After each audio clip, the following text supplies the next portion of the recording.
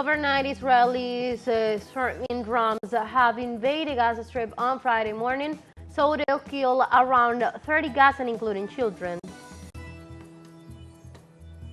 In Peru, the Public Prosecutor's Office of Central Lima intervened in some officers of the Congress following a report of an alleged prostitution network. And South Korean protesters gathered near the residence of the impeached President Yoon Suk Yeol to demand his detention after investigations call it off.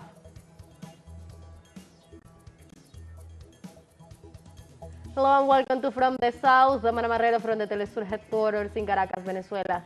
Moving with the news, stay with us.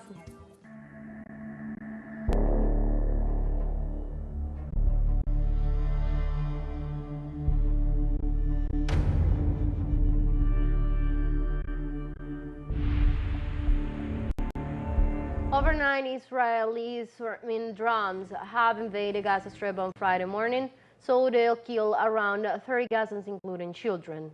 At the Gaza Martyrs Hospital, the staff referred that tens of women and children were hit to death in the middle of the Gaza Strip, including the Nusrat, Sawairat, Maghazi, and Deir al-Balah areas. Meanwhile, Israeli forces issue an order to evacuate immediately the Indonesian hospital, which is full of women and children, some injured who cannot even move in northern Gaza, whereas the regime keeps on firing nearby at the care center. Currently, the Israeli army aims at bordering its operations in that zone. Nonetheless, both Israeli and Palestinian sides are negotiating a ceasefire, among other issues, with the mediating nations as Qatar and Egypt. We were sleeping in God's safety. We had nothing to do with anything. The people were all civilians. We woke up to the missile strike. We found the whole house disintegrated, the martyrs dismembered, the women and children dismembered, all civilians. The Israelis target only civilians. In Palestine, thousands of people flocked to a local clinic run by UNICEF's supporter RRD, all Insan associations for medical check-ups for their malnourished children. By the end of August 2024, the United Nations found that nearly 15,000 children in the Gaza Strip were suffering from malnutrition, including 2,288 children with a severe acute malnutrition after screening some 240,000 children in the region. Displaced families report awakening immunity among their children due to the hunger and malnutrition, increasing their vulnerability to cold waves. In addition, the number of deaths among displaced people due to the freezing temperatures has increased in recent days.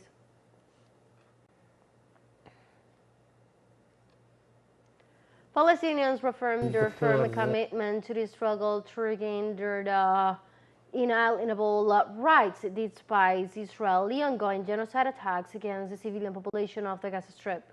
The resistance of Gazans in the face of the Israeli war machine that has killed tens of thousands of people is evidenced by stories like the 50-year-old pediatrician and the father of six, Dr. Khaled al-Said. Khaled's neighborhood was attacked, resulting in injury to his left leg that required amputation. Despite this injury and other challenges he has faced, Khaled remains committed to his work and continues his humanitarian mission with determination and dedication.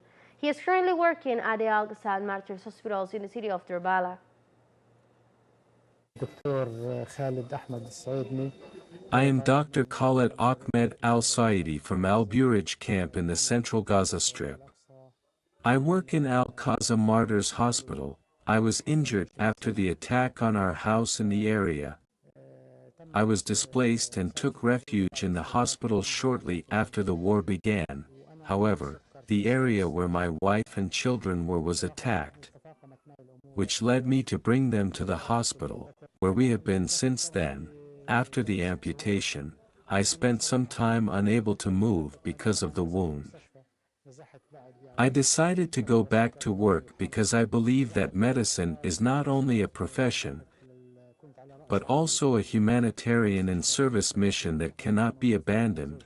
One must defy adversity, conditions and disabilities. My return to work was important not only for the patients, but for myself. Drinking water contamination rates in the Gaza Strip has become a cause of concern in the midst of the genocidal siege launched by Israel. Authorities announced that the Israeli army destroyed more than 80% of the sewage infrastructure, which caused leaks and contamination. It also warned about a lack of this vital resource in the enclave, which aggravates even more the humanitarian crisis, since more than 75% of the walls in the city were totally or partially damaged. The cuts to external supplies, the systematic destruction of facilities, and the deliberate obstruction of aid have reduced the amount of water in Gaza by 94%.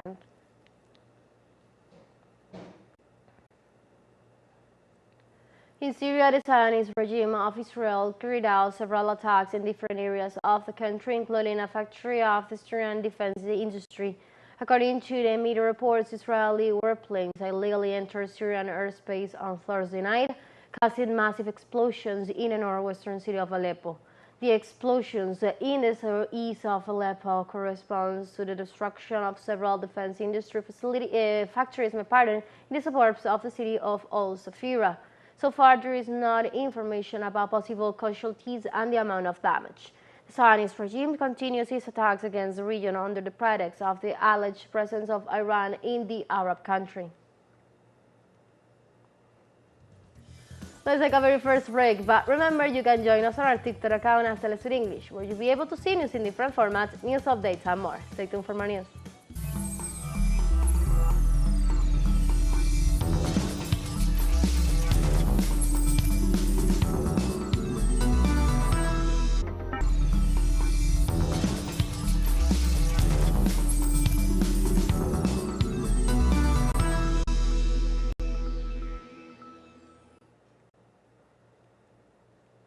Welcome back.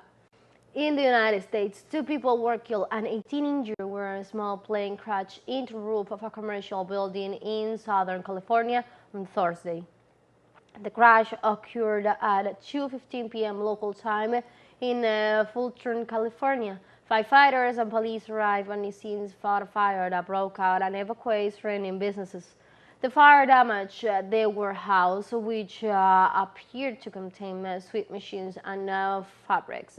The building was occupied by Michael Nicholas Designs, a manufacturer of furniture upholstery. The Fulton Police Department said a pilot died in the crash. 10 people were taken to the hospital and 8 were treated and released at the scene. 2 deaths have been confirmed.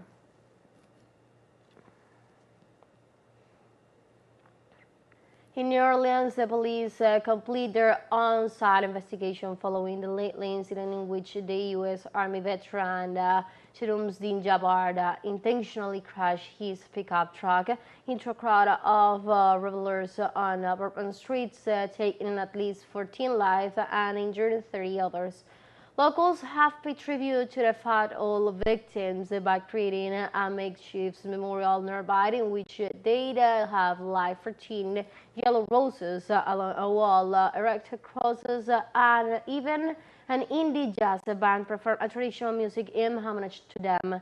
In addition, workers around the place said to be sad uptight for the rapid reopening of the site, as well as they are frightened into their future safety as violent incidents are on an upward trend lately in the neighborhood.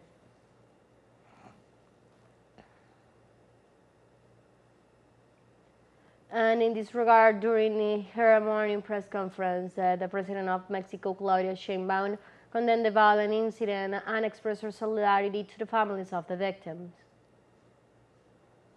First, we condemn these acts, and as always, our solidarity goes to the families of the victims. There are 2 Mexicans in New Orleans who were there visiting. The consulate is already attending them, approaching them for anything they may need.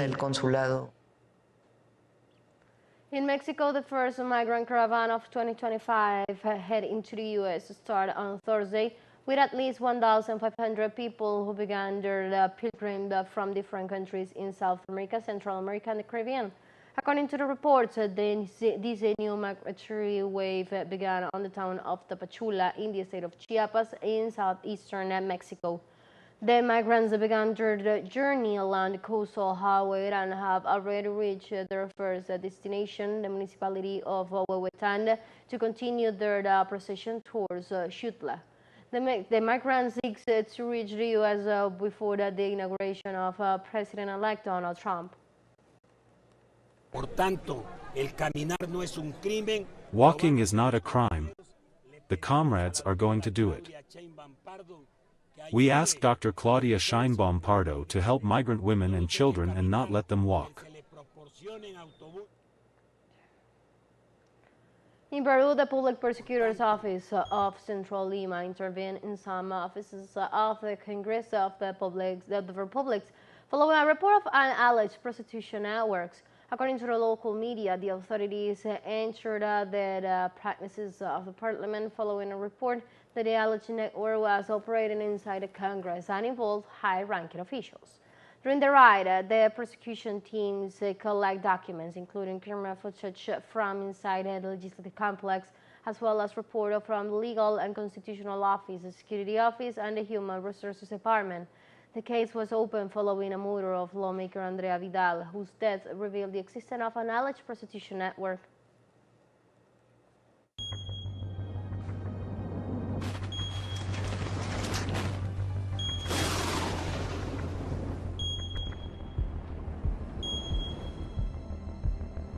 In Peru, authorities report on Thursday that the presence of abnormal swells in the north and center of the country will remain until Tuesday, January the 7th.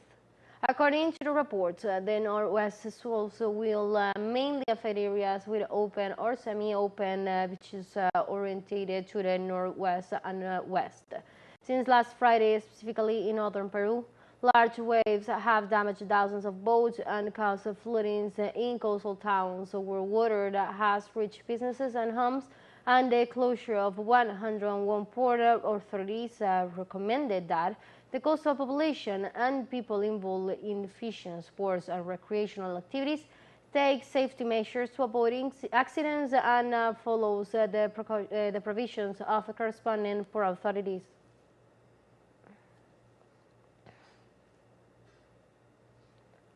The National Meteorological Service of Bolivia maintained the orange alert in 7 departments due to the rains. The agency forecasts cloudiness, rainfalls, and thunderstorms from the next few days. The alert is specifically directed at areas where rainfall is constant, which increases the risk of river overflow. In this sense, the authorities call on the population to take the necessary precautions during the holiday season.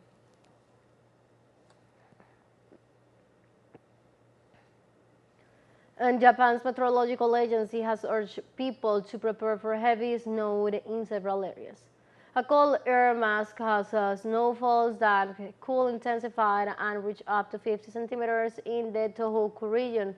At the same time, a snowfall of 412 centimeters was recorded in the Kaukoura Mountains. In this regard, the meteorological agency advised citizens to be alert of possibility of lightning, hail, tornadoes, and gusts of winds, as well as possible traffic disruptions or accidents caused by the accumulation of power lines and trees. Let's take our last break, but before we invite you to visit our YouTube channel at teleSUR English, where you'll be able to watch our interviews, top stories, special broadcasts, and more. Hit the subscribe button and active the notification bell to stay up to date on the world's most recent events. Move on to break, don't go away.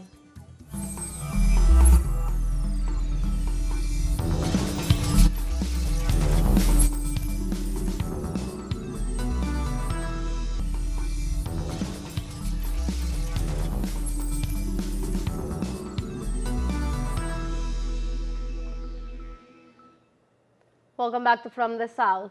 South Korean protesters gathered near the residence of impeached President Yoon Suk Yeol to demand his detention after investigators called off an attempted arrest operation.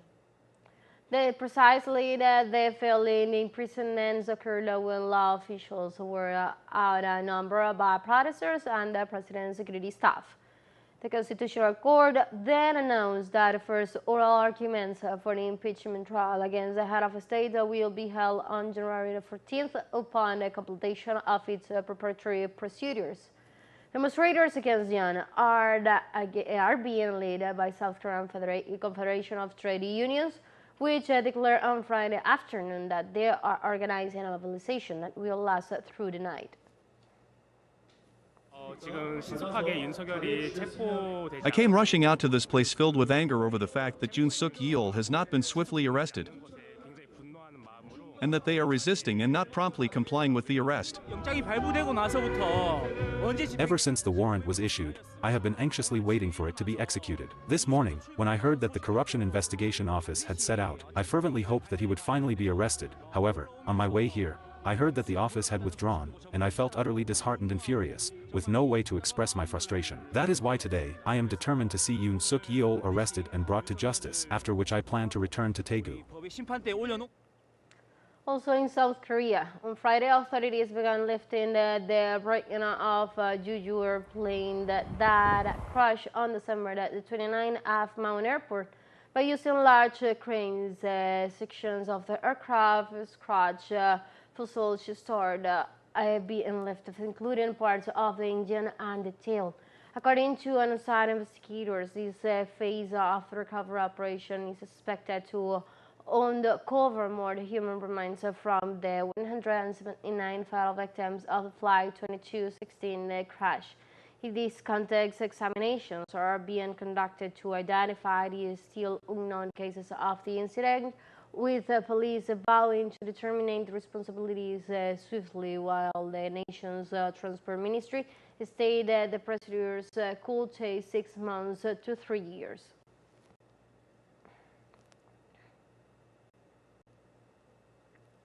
The Brazilian Air Force began analyzing on Thursday the recordings from the black box of a plane that crashed on December 25 in Kazakhstan, killing 38 people of the 67 on board. The investigation will help to indicate that caused the crash of the aircraft manufactured by the Brazilian company Embraer. Technicians and specialists from the Center for the Aeronautical Accident Research and Prevention analyzed the material accompanied by the experts from Kazakhstan, Azerbaijan, and Russia. Data will be used for the reconstruction of the event with virtual reality animation in 3 dimensions, determining the plane's trajectory, speed, flight altitude, and the performance of the commands.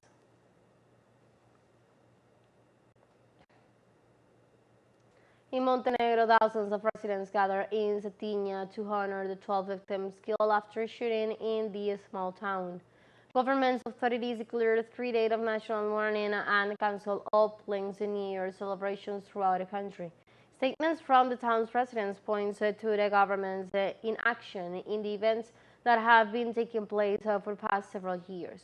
With a population of around 620,000, the small Adriatic nation is known for its gun culture, with many of its citizens traditionally owning weapons.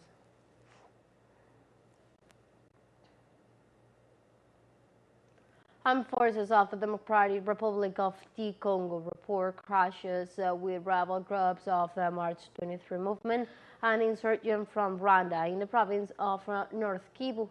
The clashes took place in 2 axes of the territory in Masisi, where civilians affirmed that the offensive produced the advance towards Katale, a few kilometers from the capital. During the attack, at least 2 civilians, among them children, were wounded. Those actions violate the ceasefire agreement with Rwanda, causing Kinshasa to accuse Kigali of supporting the armed groups.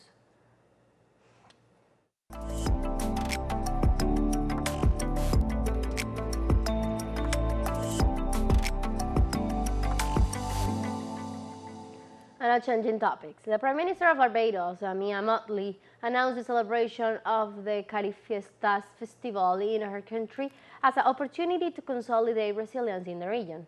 In her message as the newly inaugurated President pro tempore of the Caribbean Community, CARICOM, The head of government announced that between August 22 and 31st, Barbados will host the 15th edition of Carib Fiesta.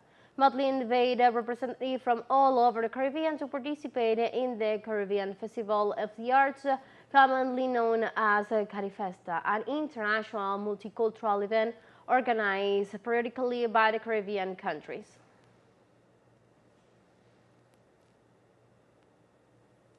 On January the 3rd, we remember the anniversary of more than 192 of the legitimate occupation of the Argentinian Las Maldivas by the British forces.